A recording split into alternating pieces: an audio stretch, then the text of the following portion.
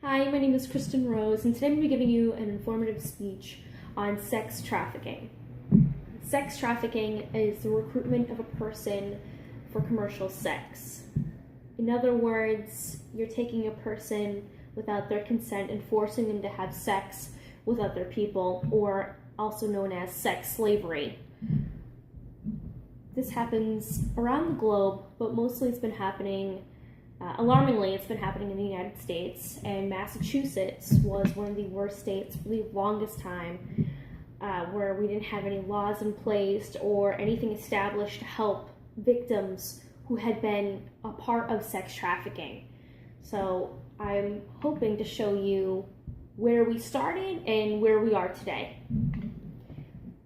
As seen here, you can see there's a lot of red and orange. This is a map in 2010 on how bad sex trafficking was going on in the United States. As you can see over here, where Massachusetts is, we had red. We weren't even above a 60. We had no laws in place. We didn't have any setups for help, anything to show like what you should look for signs, places where people normally have sex trafficking held. We've come a long way over the past few years, but this is where it was really, really bad. I just wanted to give you an example just to show you. The report card for 2016, as shown, Massachusetts had 83.5, which is a lot better than not even scoring a 60, so we've come a long way. The worst states in 2016 were New York, Maine, West Virginia, Vermont, and California. Those were the top, oh, and New Mexico. Those were the top 10 states that didn't even score above a 60. This is the report card for 2017. As you can see, Massachusetts scored an A, whereas New York, Maine, South Dakota, New Mexico, they still did not even score above a 60. A lot of places in New York, especially, where it's very hard for them to be able to capture enough evidence to prosecute those who are doing sex trafficking. New York, everyone's coming and going. You have so many tourists, so many different attractions. There's no one place where you can try and negotiate and set up a time where you can capture enough evidence to prosecute somebody. Maine, California even, they don't even have any laws or any prosecution against sex trafficking. They don't have anything in place. So certain states are trying to push and push and push, so they'll put something in place where we can actually prosecute those who are doing sex trafficking. In Massachusetts, my hometown in Middleborough, there was a woman. She had her own massage parlor on Pearl Street, and she was, for the longest time, making her employees have sex with the clients.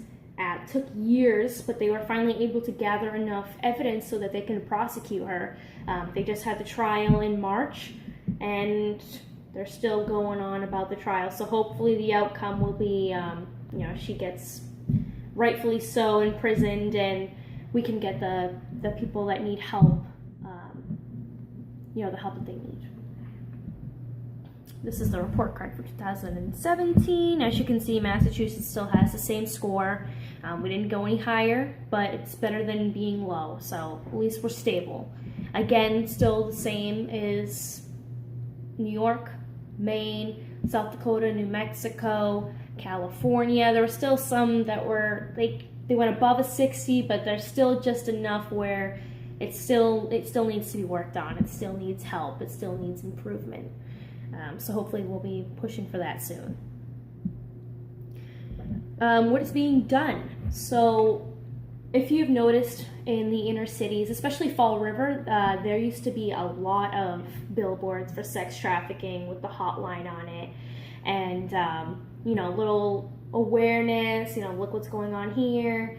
If you ever went to laser tag in Fall River, the building right across from it used to have a billboard with this image actually on it. It used to be this one here about sex trafficking, because in that building where laser tag was, that used to be where they suspected a lot of sex trafficking was going down.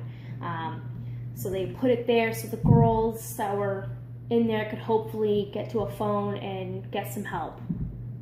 If you also have noticed, most hotels now, it's mandatory. The bars of soap on the bottom, when you flip it over on the back side, it'll have the hotline helpline, mostly because that's where they find a lot of sex trafficking is going down. No one really paid attention or looked for it because people are coming in and out, in and out, in and out.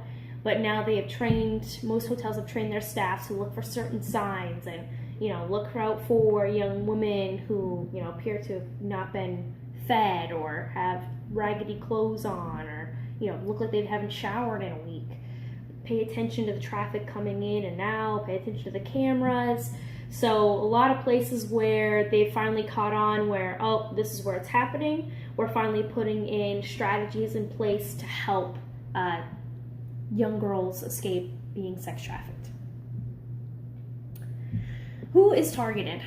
Mostly children 18 and under, and there have been cases where it's 25 and under, but it's mostly females, and it's mostly runaways and foster care systems.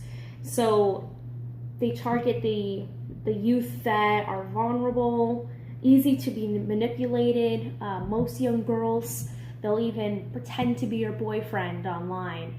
And what their goal is to basically get you to sneak out of your house at night, and they'll pick you up outside and you're never to be seen again. So it's the younger generation that are easily manipulated, and those are the ones that are targets.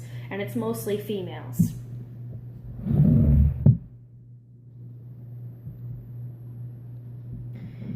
How can somebody get roped in? Well, as I had said before, a lot of the children are actually, they found that are from the foster care system, and that they are homeless. Chicago found that 56% of the girls that they had found that were sex trafficked were actually homeless.